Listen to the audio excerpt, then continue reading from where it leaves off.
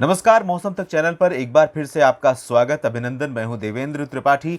3 मई को संपूर्ण भारत में मौसम का क्या रुख रहने वाला है, इसकी बात करेंगे इस बुलेटिन में। शुरुआत करते हैं मौसमी सिस्टमों की बात से, उसके बाद बादल दिखाएंगे और फिर बारिश की बात होगी। मौसमी सिस्टमों की स्थिति इस समय आप देखिए, एक ट्रफ रेखा बंगाल की खाड़ी में लगभग इस तरह से बनी हुई है। इसके उत्तर की तरफ उत्तर पूर्वी और उत्तर पश्चिमी दिशा से हवाएं चल रही हैं, जबकि इसके नीचे से दक्षिण पूर्वी हवाएं, दक्षिण पश्चिमी हवाओं का रुख यहाँ पर बना है। एक सिस्टम साइक्लोनिक सर्कुलेशन अंडमान व निकोबार द्वीप समूह के दक्षिण में और इससे सटे दक्षिण पूर्वी बंगाल की खाड़ी के भागों पर बना हुआ है। लगभग यहाँ पर स्थिति आप देख सकते हैं।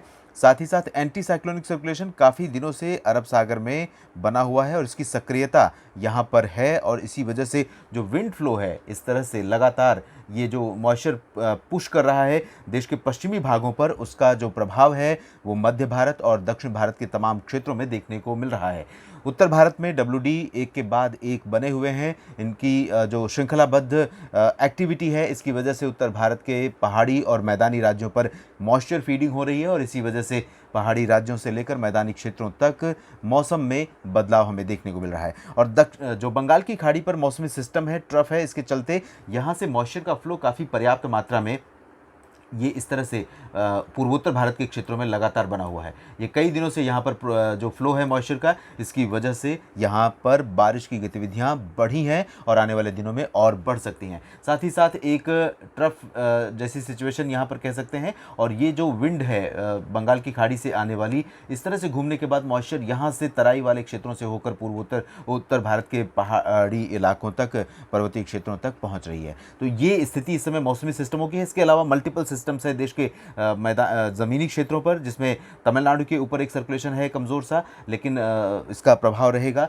साथ ही साथ मध्य प्रदेश और इससे सटे महाराष्ट्र के ऊपर एक सर्कुलेशन बना हुआ है। इस तरह से मौसमी सिस्टम कई सारे बने हुए हैं और इनका प्रभाव हमें देश के अलग अलग हिस्सों पर देखने को मिल रहा है और इसी वजह से हम उम्मीद भी कर रहे हैं कि देश के अलग अलग हिस्सों में बारिश की गतिविधियाँ देखने को मिलेंगी। इस समय आप ताज़ा स्थिति देख सकते हैं सैटेलाइट तस्वीरों की।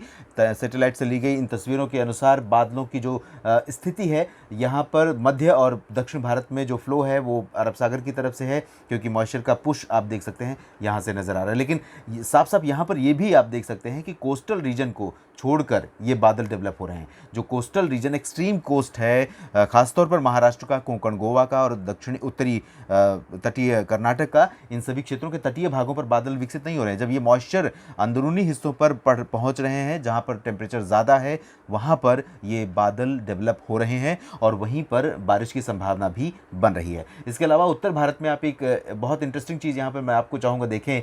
ये जो बादल हैं, बादलों का फ्लो किस तरह से पूरब की तरफ से आ रहा है। ये पूरब की तरफ से इसलिए आ रहा है क्योंकि तराई वाले इलाकों से यहाँ से मॉइस्चर पहुँचा है और ये मॉइस्चर जो पुश है, इसी वजह से यहाँ पर बादलों का फ्लो देखिए उत्तराखंड से तब विकसित होकर के बादल यहाँ पर पहुँचे।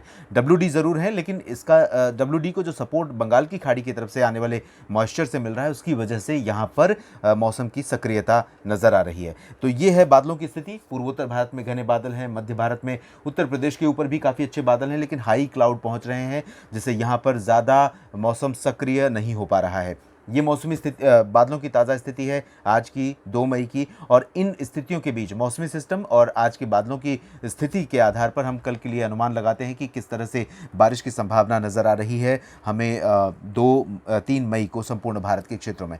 उत्तर भारत से सबसे पहले जिक्र करेंगे, जहां पर हमें उम्मीद है कि जम्मू कश्मीर, हिमाचल प्रदेश और उत्तराखंड के जिन शहरों में जो पैटर्न आज बारिश का बना था, लगभग इसी तरह का पैटर्न कल भी रहने की संभावना है। 3 मई को भी रहने के आसार नज़र आ रहे हैं और ये जो बादल रहेंगे इसी तरह से अपना असर दिखाते रहेंगे उत्तर भारत के पर्वतीय क्षेत्रों में। कई जगहों पर जम्मू में कटरा और उधमपुर, डोडा, रामबन से लेकर हिमाचल प्रदेश में जो दक्षिणी इलाका होगा, यहाँ पर ज़्यादा प्रभाव देखने को मिलेगा और उत्तराखंड के भी कई इलाकों में देहरादून, ऋषिकेश और उधमपुर तथा जो आसपास के इलाके हैं, उधम सिंह नगर, साथ ही आसपास के जो इलाके होंगे, इन भागों में वर्षा हो सकती है। उम्मीद यह है कि उत्तराखंड में बारिश की गतिविधियों का जो स्प्रेड है वो थोड़ा सा बढ़ेगा और चमोली तथा उत्तरकाशी क्षेत्रों में जो केदारनाथ, बद्रीनाथ वाला रीजन है, इन भागों में भी कुछ स्थानों पर वर्षा बढ़ जाएगी। लेकिन लद्दाख, गिलगित बाल्टिस्तान और मुजफ्फराबाद में यहाँ पर ज़्यादा संभावना, मौसम की सक्रियता के फिलहाल संभावना नहीं है।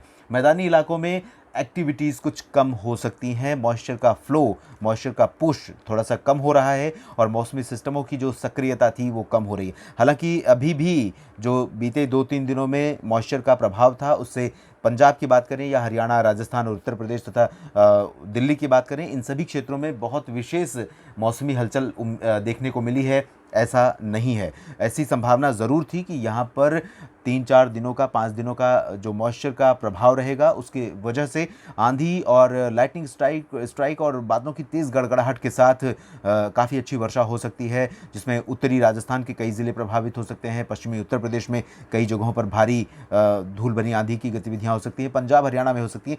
बहुत फ्रीक्वेंट स्पेल्स नहीं आए, लेकिन ऐसा भी नहीं है कि पूरी तरह से ये स्पेल ड्राई गया है। कुछ इलाकों में धूल भरी आंधी और गर्जना के साथ वर्षा की गतिविधियां दर्ज की गई हैं। आज भी राष्ट्रीय राजधानी दिल्ली में शाम के 4 बजे के आसपास करवट लिया मौसम ने और कुछ स्थानों पर वो आंधी और गर्जना के साथ हल्की वर्षा दर्ज की गई। लेकिन नोएडा और गाजियाबाद में बादल ज़रूर आए, आंधी थोड़ा बहुत ज़रूर चली, लेकिन बारिश फिलहाल अभी तक नहीं हुई है और धीरे धीरे ये जो मॉइस्चर है ये अब कमज़ोर हो चुका है। जो बादल हैं वो कमज़ोर हो चुके हैं, जिससे आज अब संभावना बहुत कम नज़र आ रही है, लेकिन रूल आउट नहीं कर सकते। टेम्परेचर ज़्यादा है, हवा में नमी है, तो बादल फिर से डेवलप हो सकते हैं, फिर से एनर्जी यहाँ पर ऊपर उठ सकती है और वो कंडेंस होकर के बारिश देने की स्थिति में बादल पहुँच सकते हैं। इसके बाद राजस्थान की बात करते हैं। राजस्थान में हवाओं का फ़्लो यहाँ पर अरब सागर की तरफ से है, कुछ पाकिस्तान की तरफ से है, तो यहाँ हम उम्मीद करेंगे कि तापमान बढ़ेगा और दोपहर के बाद कल यहाँ पर मौसम करवट लेगा और जैसलमेर, बाड़मेर, बीकानेर, जोधपुर, चूरू, गंगानगर और हनुमानगढ़, इन सभी क्षेत्रों में कुछ स्थानों पर गर्जना के साथ और आंधी के साथ आज की तरह ही 3 मई को भी हल्की वर्षा, आंधी और लाइटनिंग स्ट्राइक, बादलों की गर्जना जैसी गतिविधियां हो सकती हैं। भरतपुर, जयपुर, अलवर, चूरू, झुंझुनू में भी संभावना रहेगी।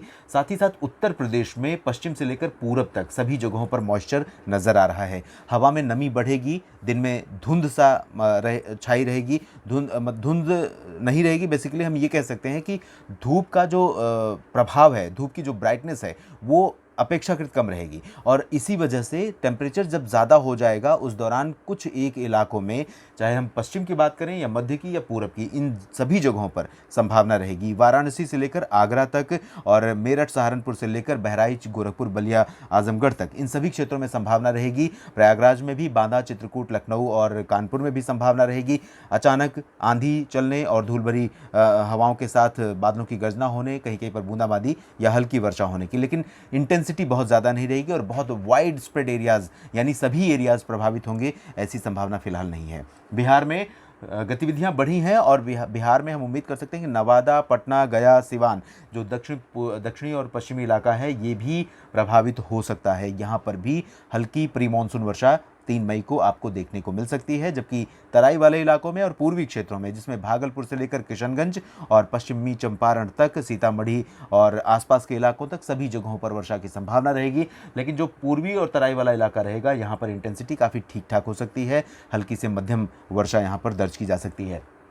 जो सबसे बड़ी चुनौती अब है, जैसा कि पिछले 24 घंटों के दौरान हमने देखा, झारखंड और पश्चिम बंगाल तथा पूर्वोत्तर राज्यों में ऐसा ही 3 मई को भी संभावना है और उसके बाद 4 मई को भी इसी तरह की संभावना है। तो काल बैसाखी जैसा मौसम हमें झारखंड से लेकर पश्चिम बंगाल के गंगीय क्षेत्रों में और उप हिमालय क्षेत्रों में बारिश, साथ ही साथ सिक्किम में बारिश और पूर्वोत्तर भारत के राज्यों में असम, मेघालय, अरुणाचल प्रदेश, नागालैंड, मणिपुर, मिजोरम और त्रिपुरा, इन सभी जगहों पर काल बैसाखी जैसा मौसम हमें देखने को मिल सकता है। कई जगहों पर काफ़ी व्यापक वर्षा, लाइटनिंग स्ट्राइक और थंडरस्टॉर्म के साथ हो सकती है, तो अलर्ट रहिएगा इन सभी रीजन में। किसी भी अप्रिय मौसमी स्थिति से बचने के लिए बहुत ज़्यादा आवश्यकता है इन भागों में। धनबाद और जमशेदपुर तक यहाँ पर झारखंड में संभावना नजर आ रही है।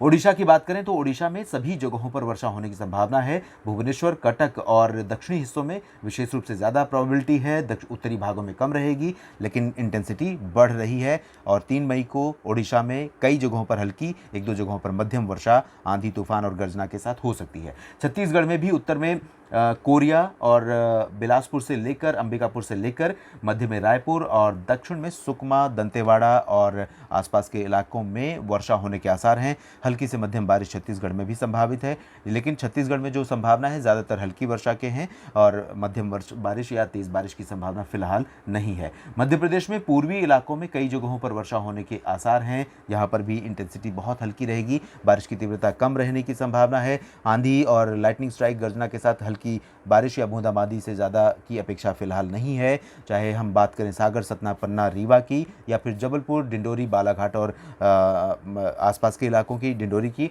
मांडला की, या फिर हम बात करें होशंगाबाद और बैतूल, रतलाम और भोपाल की। पश्चिमी हिस्सों में अगर हम देखेंगे तो पश्चिमी हिस्सों में ग्वालियर से लेकर ये जो इंदौर, उज्जैन का रीजन है, रतलाम का रीजन है, इन सभी क्षेत्रों में अपेक्षाकृत मौसम साफ रहेगा। लेकिन पश्चिमी दिशा से आने वाली इन गर्म हवाओं के साथ मॉइस्चर का कंटेंट अभी यहाँ पर रहेगा, तो कुछ इलाकों में बादल छा सकते हैं और छिटपुट जगहों पर इन जो ये जो इलाके हैं, इन रीजन्स में छिटपुट जगहों पर ही अपेक्षा रहेगी लाइटनिंग स्ट्राइक और हल्की वर्षा की।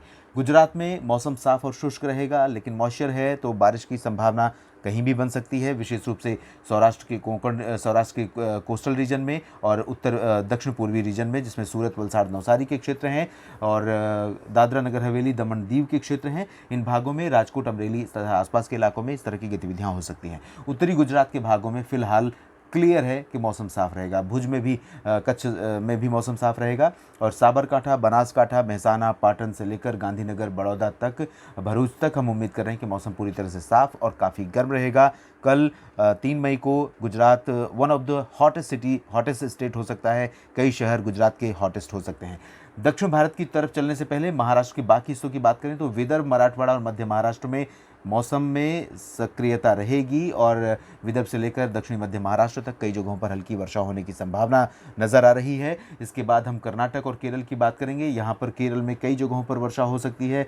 कर्नाटक में भी कुछ स्थानों पर बारिश की संभावना है। तेलंगाना और आंध्र प्रदेश में भी वर्षा होने के आसार हैं। तमिलनाडु में अपेक्षाकृत पूर्वी तटीय इलाके में मौसम साफ रहेगा, लेकिन अंदरूनी हिस्सों में कुछ स्थानों पर गतिविधियां हो सकती हैं।